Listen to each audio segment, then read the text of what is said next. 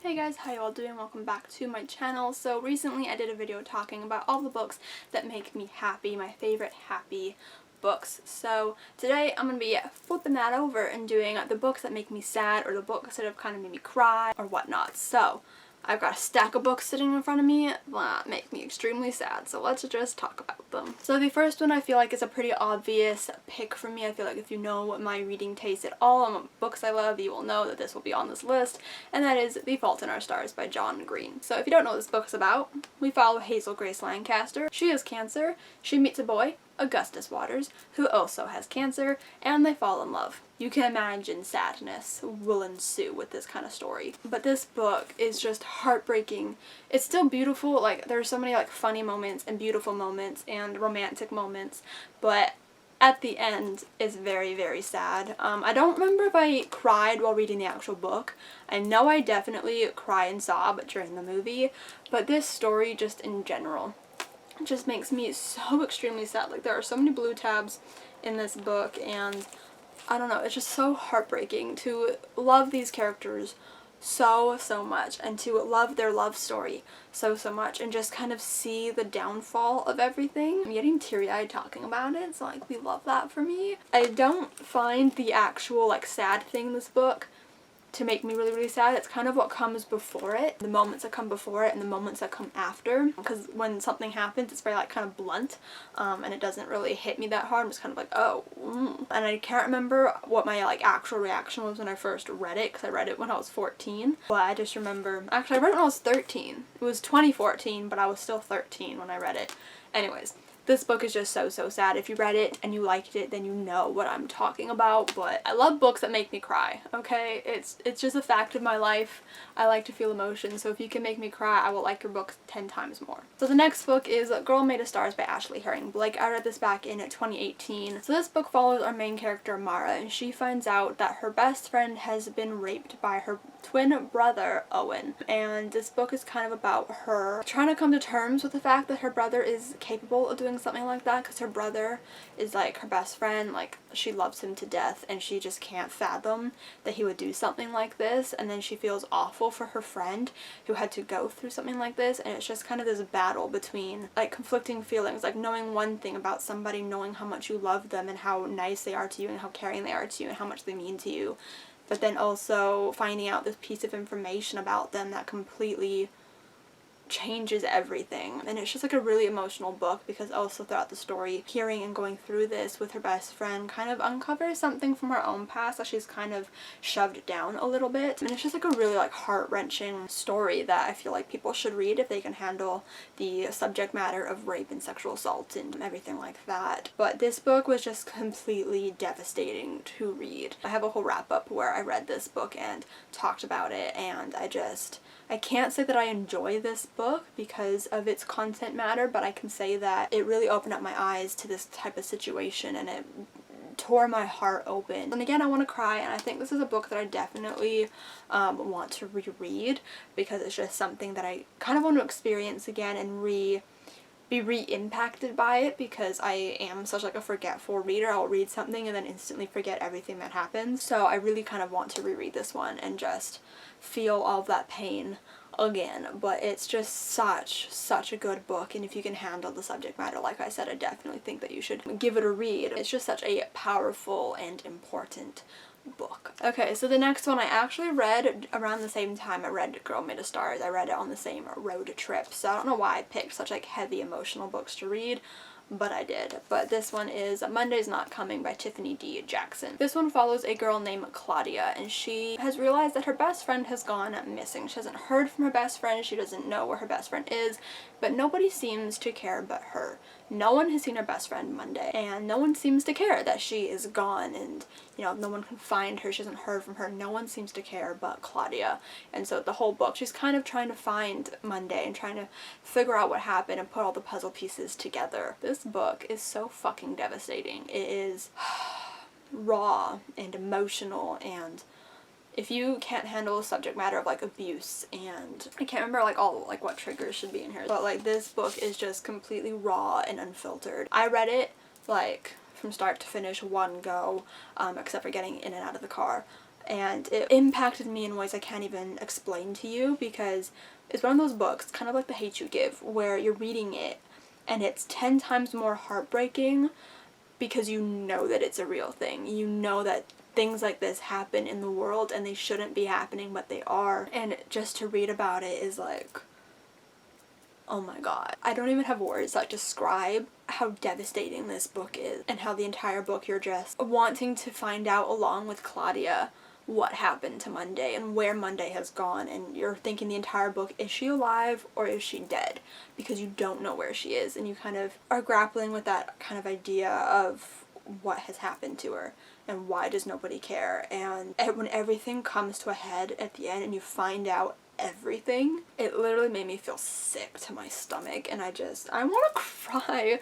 This is another book that I would like to reread because I kind of want to see if there's any like clues along the way to what happens. This book, completely heartbreaking. So again, if you can handle this kind of subject matter of missing people and trauma and abuse and whatnot, then I definitely recommend reading this book. I don't know if there are more triggers in that, I can't remember, but this book is just powerful, impactful, scary, heartbreaking, heart-wrenching, all the words. And I definitely remember crying a bit while reading this one because it was just so impactful. The next book is History Is All You Left Me by Adam Silvera. But History Is All You Left Me was the first Adam Silvera book I ever read. I read it in a sitting. I have a reading vlog where I read it, and I just remember it breaking my heart so bad. So going into this book, you know it's gonna break your heart. We basically follow our main character, Griffin, whose ex-boyfriend has just recently passed away. But despite the fact that they've been broken up for a little while, Griffin always thought that they would get back together, always thought they were endgame, always thought that they would find their way back and fall in love again. But before his boyfriend Theo passed away, he had a new boyfriend named Jackson, I think. We open up the book at Theo's funeral, and for the first time, Griffin meets Jackson in real life, and they kind of form this unlikely friendship because they're the only ones who know what it feels like to be loved by Theo and to be in love with Theo. And so they're the only ones who kind of have this same kind of grief surrounding him, and so they kind of form this unlikely friendship and bond over the situation. It's just so unbelievably heartbreaking to read about a character going through the different stages of grief and going through the ringer, basically, and being confused and sad and not understanding why this is happening, you know, from going to knowing in your heart that you belong with this person and knowing that you're gonna find your way back to each other one day, and then all of a sudden this person ends up dying and you have no option. There is no going back to them, and it's heartbreaking. Like, when you fall in love with these characters and you just feel all of their feelings alongside them, and it's heartbreaking. And I know if I were to reread this, I would just sob like a little baby. It packs a punch. It hits you right in the heart where it, like, you know, where it matters. Another Adam Silvera. They both die at the end. So this one, you already know from the title. You don't have to know what this book is about, okay, to know that it's gonna break your damn heart. So basically, this book is set in like a near future society where there's this thing called a death cast. So basically, there are ways to predict when you're going to die, and on the morning of the day you're going to die at midnight, you get a call from death cast letting you know that you're going to die at some point during the day. You don't know when you're going to die, you just know that at some point that day you could die. It could be at 12:01, you don't know. It could be at the very end of the day at 11:59. Like, you don't know when you're going to die. And they basically tell you, you know, get your affairs in order, say your goodbyes, spend your last day how you want to. But there's also this app where you can meet other people who are going through their last day, and you can make your last friend. It's called The Last Friend, I'm pretty sure. And so our main character gets a call finding out that he's going to die at some point during the day, and he goes onto this app and meets another boy who's also dying the same day he is, and they kind of spend their last day together, and they try to do all of these crazy things and live their last day to the fullest, and they end up falling in love along the way, obviously. And this book is just so heartbreaking because you know it's going to break your heart. You know that they're going to die because the title tells you that they're going to die. You know they're going to die from page 1, okay? Before you even open the book, you know they're going to die. It doesn't stop you from, while reading the book, hoping that they're not gonna die. Like, you know, hoping that Adam Silvera is pulling some dirty ass trick on you, some rude trick, some rude joke, that they're not gonna die at the end, you know, even though the title says they both die at the end. You know, you hold on to this like little like thread of hope that they're gonna live and they're gonna make it. They don't. And it's sad. And I just sobbed and sobbed. This whole book is tabbed with sad blue tab. It's just heartbreaking because you fall in love with these characters and like I said, you just hope that they're gonna live because they deserve to live and they're so young and you don't want them to die and they're in love, and it's sad. It's so incredibly heartbreaking to see them go through that, but you know, it puts me at rest knowing that they had a good last day together and they got to fall in love before dying. But it's also just like the way they die that like just gets me. This book is a tearjerker, and it's heartbreaking, and Adam Silvera is cruel. And the last book, the one that has made me cry the most, this is the only book that has made me sob like a baby. Like, I was freaking hysterical. I've never experienced this while reading a book before. Tears were streaming down my face. My mom, we were in a car on a road trip, and I'll never forget this. My mom was trying to grapple around the car, trying to find a spare tissue or napkin or something that we stored away so that I could blow my nose and like wipe my face because I was just a sobbing mess. And it was like nighttime. It was pitch black. I was using my phone flashlight to read the book because I could not put it down. And it was just heartbreaking. Like, people tell you that this book is sad, but boy do they mean it. So this book is Second Chance Summer by Morgan Matson. Most of this book is not that sad, okay? There's something that's sad happening and you know it's sad, and there are like, you know, I cried throughout the book, like little like moments of crying, but it's the end of the book that really gets me, and like I just, whew. I'm like scared to reread this book one day because I'm scared I'm not going to have the same reaction because it was just so powerful. So we follow our main character, Taylor, and her family have kind of last minute decided to go back to their lake house and spend some time at their lake house. And Taylor's dad has been sick for quite a while, and so they're kind of, you know, just wanting to spend time together. And it's just a really sad book, but there are obviously happy moments in it. There's a really cute romance, if I remember correctly. I have never experienced something like this, an experience like this, and I don't know if I will ever have an experience like this in another book again because it was just so heart-wrenching. I've said that so many times throughout this video, but this one, like, I was physically hysterical, sobbing uncontrollably. I could not breathe. I was crying so hard. And I think it's because, like I said, like, with Monday's Not Coming, it's shit that gets me the hardest when I know that it happens in real life and makes me sad. But it's also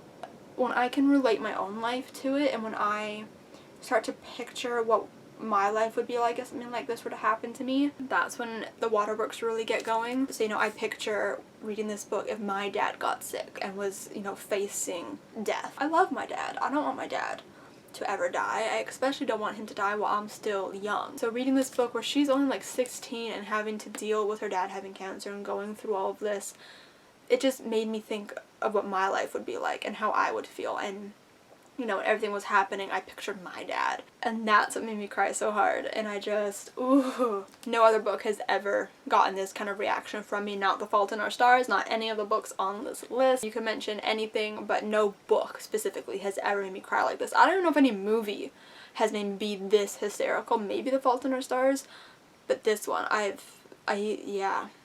I just felt like my life was like ending while reading this book. Like, I could not control the sobs or like the breathing. Like, I was just a mess. If you have heard that this book is sad, if you've heard that this book makes people sob, they are not exaggerating, okay? I thought they were exaggerating. I didn't think I would have the same reaction. I did. So those are all of the books I wanted to talk about today that make me sad, the books that make me cry. So thank you guys for watching. I hope you enjoyed this video. If you did, give it a huge thumbs up. Comment down below what books have made you cry the hardest. If you've read any of these and agree with anything that I said, let me know. Or if you want to read any of these books and you haven't yet, let me know that as well. Subscribe if you've not yet already, and I'll see you guys next time.